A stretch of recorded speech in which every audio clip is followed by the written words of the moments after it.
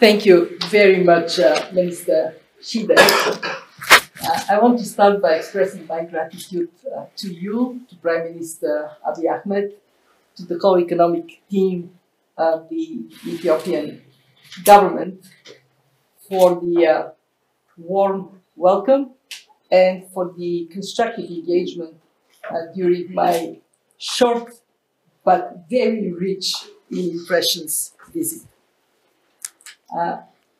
I also want to use the chance that the members of the media are here to thank the people of Ethiopia. Everywhere I go, I see smiling faces and the beauty of people and the country really touches my heart. Let me sum up the outcome of this visit in the following three short points. First, the IMF has shown trust in Ethiopia. Ethiopia is proving that it earns this trust.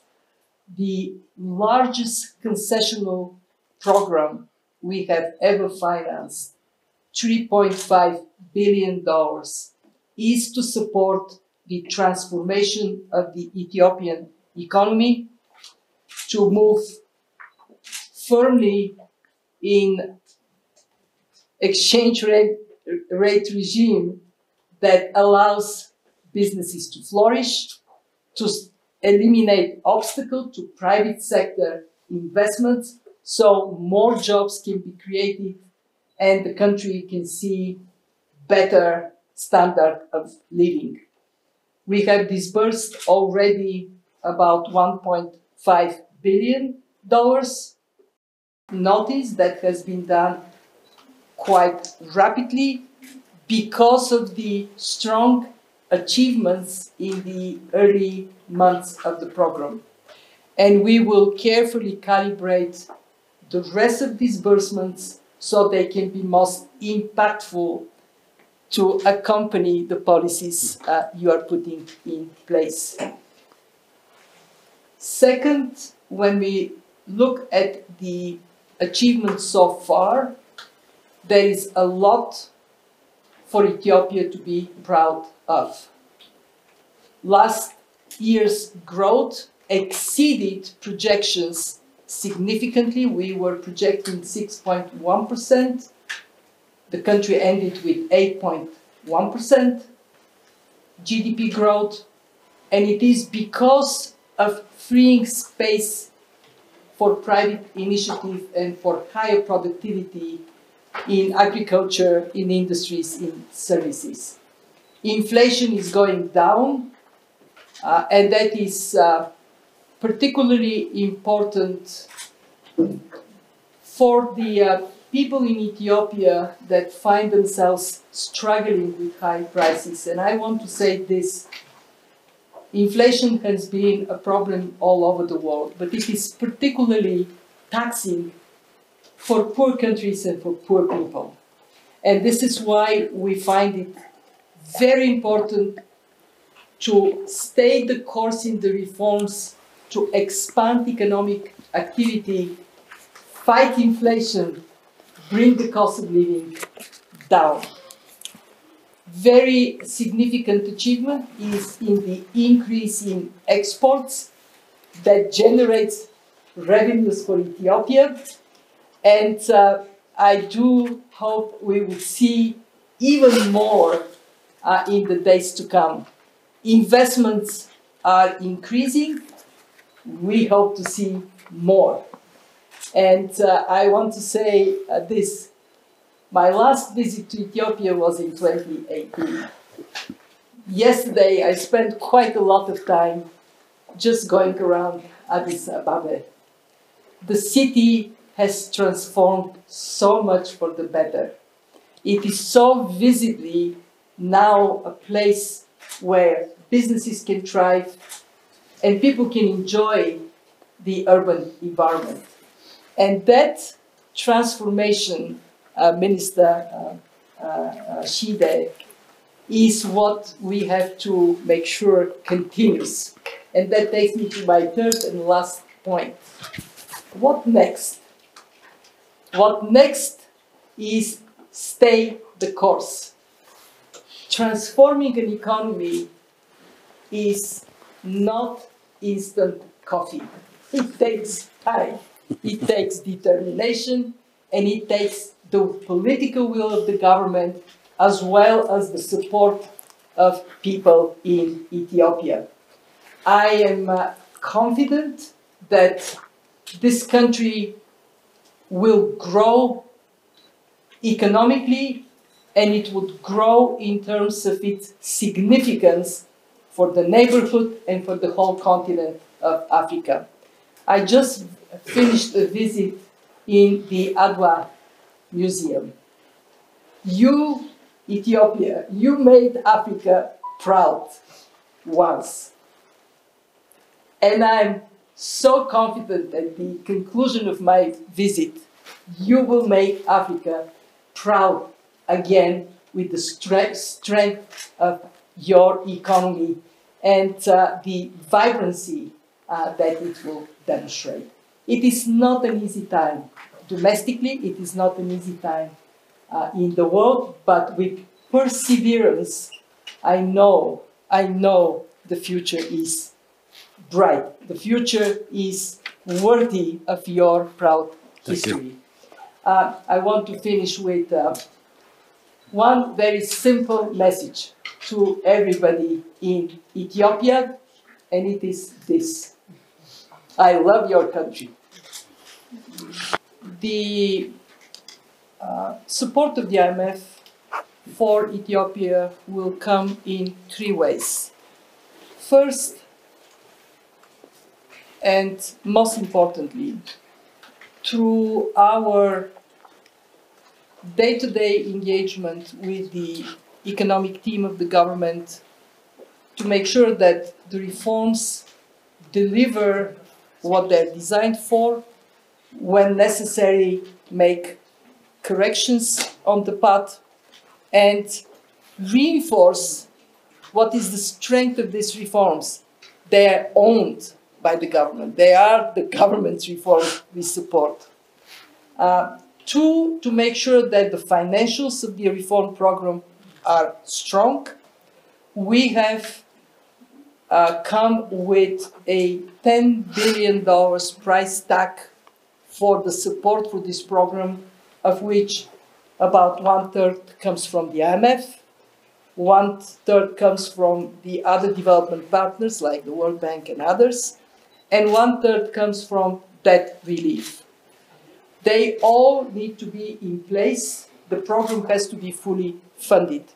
And we work very hard not only to deliver our part in a timely manner, which we do, but to make sure that everybody else does. We are at the final stretch of debt restructuring. And I can say this, it is on the top of my priority list in engagement with the creditors of Ethiopia. For the public, for the media here, Ethiopia has done so far the best job in moving forward under the common framework. What do I mean? It is the first country that got debt standstill during restructuring. Very important. How could you be restructuring and paying at the same time? So that is a big achievement. And it has gotten the fastest so far progress in achieving an agreement. And I can tell you this is a top priority for us to get that done. And three, capacity development. I just spent time with representatives of the private sector.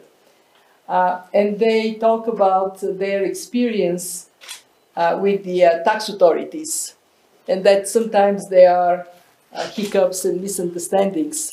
Of course, the tax authorities have a huge job to build the sound foundation of the Ethiopian budget, but they are also learning how to do that effectively and efficiently. The IMF is very strong in capacity development in many areas, but especially in fiscal matters. And we would work hard to bring expertise in Ethiopia up to par with the ambition of the program. Of course, I talked to the government, and I'm very grateful to the Prime Minister, to the ministers for their time. I also talked to ordinary people, and I asked them, what is your top-of-mind concern? Not surprisingly, inflation comes as top-of-mind concern, and therefore it has to be a priority for the government, and it has to be a priority for our program. How can we bring inflation down? Well, it requires comprehensive efforts on multiple fronts. It requires a strong monetary policy and fiscal policy that work hand in hand. It requires expanding the productive capacity of the economy and expanding the export capacity of the economy so there can be more foreign exchange coming into the country to add to what is being generated domestically. And it requires cutting any obstacle to private initiative. Why? Because when the private sector flourishes, it allows for the volume of goods and services to expand. All other things equal, it brings the cost per unit down. And it creates a chance for the demand and supply to meet in a more prudent, more stable way. So there is a lot to be done on that front. I would appeal to people to have some patience. I know it is not easy to be patient when your family wants to see improvement in the quality of life. The reform program that Ethiopia has embraced is tough. It takes time, but it would bring tremendous rewards. Some are already coming, more will come. The society has to be united behind these reforms. Core of our reform, support for the reform program here is exchange rate flexibility. And ordinary people sometimes say, so why does that matter? Well, why does it matter? Because when the exchange rate is controlled by the government, the only way for importers to get the dollars or euros they need is to go to the black market and pay many times more. What it means is that imports become very expensive, and an economy depends on not only what it produces domestically, but also what it imports. We got the government, you got rid of that artificial obstacle. There is still some work to be done, but it is so essential to have an economy that is vibrant, attractive for the savings of people elsewhere through foreign investments, and making your savings work for you. So please support the government to get the job done.